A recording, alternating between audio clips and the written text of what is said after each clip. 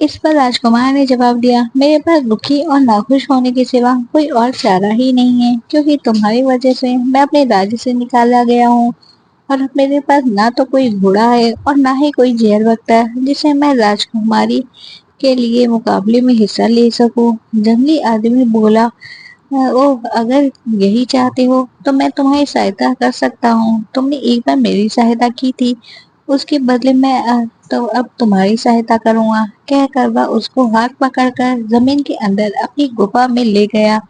वहां उसके पास एक बहुत सुंदर खली सोने का बना हुआ था, जिहर बगता था, जो इतना चमक रहा था कि उसकी चमक की रोशनी बहुत दूर दूर तक जा रही थी।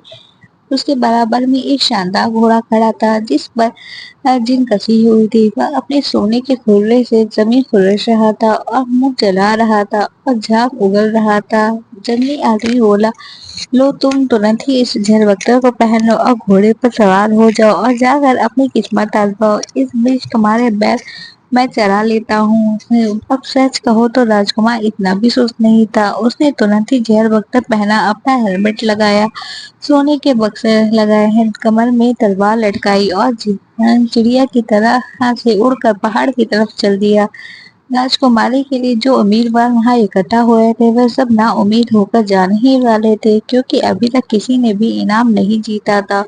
और यह सोच ही रहे थे कि अगर इस बार ना सही, शायद अगली बार उनकी किस्मत चमक जाए कि तभी उन्होंने जंगल की तरफ से एक नौजवान घुड़सवार आते देखा। सबका ध्यान उधर चला गया। वह सिर से पैर तक सोने से ढका हुआ था। उसके सिर पर हेलमेट था, बाह पर ढाल थी और एक बहुत ही शानदार घोड़े पर एक नाइट की शान में बैठा था।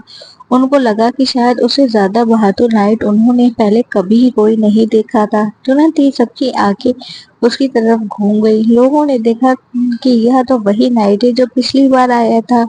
इस बार वह सारा का सारा सोने का ढका हुआ था, ऊपर से लेकर नीचे तक। उसका सोने का हेलमेट था, सोने का जहर भट्टा था, उसकी बाह पर सोने की ढाल थी और उसकी कमर पर सोने की तलवार लटक रही थी। वह इतनी शान से घोड़े पर बैठा था जैसे कि दुनिया भर में कोई और नहीं बैठ सकता था। मगर राजकुमार ने उसके आश्चर्य करने के लिए बहुत समय तक नहीं छोड़ा, क्योंकि जैसे ही वह मैदान में आया, वह तुरंत ही बिजली की जैसी तार तेजी के साथ पहाड़ पर चढ़ गया और सीधा पहाड़ की चोटी पर पहुंच गया। उसने राजकुमारी को बहुत ही नम्रता से सिर झुकाया और उसके सामने घुटनों पर बल बैठ गया।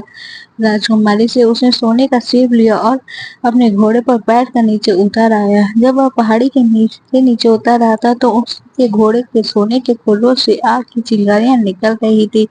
इस तरह की चमकीली धारी छोड़ता हुआ वह जंगल की तरफ चला गया। वहां जाकर एक तारे की तरह गायब हो गया। अब तो पहाड़ के पास क्या हल्ला गुल्ला मचा। लोगों ने क्या खुशी से तालियां बजाई, बिगुल बजने लगे, घोड़े हिनहिनाने लगे। ये आवाजें बहुत तक सुनाई पड़ रही थी। राजा ने सब जगह मुनादी पिटवा दी कि एक अनजान सुनहरे नाइटी ने इनाम जीत लिया। अब तो बस यही बचा था कि उस सुनहरे अनजान नाइटी के बारे में कुछ बातें जानी जाए, क्योंकि उसको तो कोई जानता ही नहीं था। सारे लोगों को यही आशा थी कि अब किले में आएगा, पर वह तो आया ही नहीं। यह देखकर सबको बड़ा आश्चर्य हुआ। राजकुमारी पीली पड़ गई और बीमार हो गई।